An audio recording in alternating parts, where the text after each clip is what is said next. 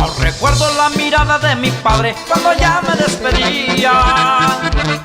Me decía: no te vayas, hijo mío, con lágrimas en su mejilla. La frontera la vine a cruzar sin miedo, el desierto y Dios saben cuánto sufrí.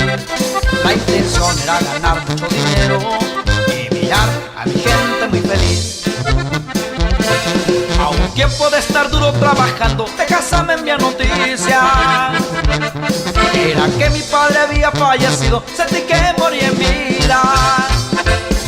Ahora que ya no tengo el amor del padre, el dinero ya no tiene su valor.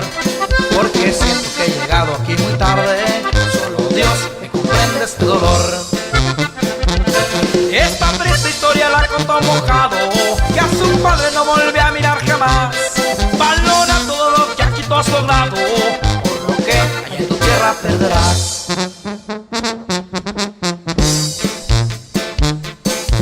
De los Lara.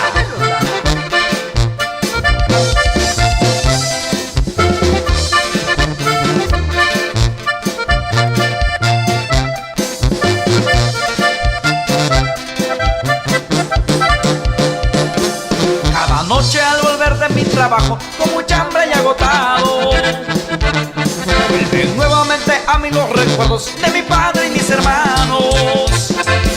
El gobierno, sus reformas y la mafia a mucha gente nos han hecho huir a esta tierra que por todos es soñada, en busca de un futuro y porvenir.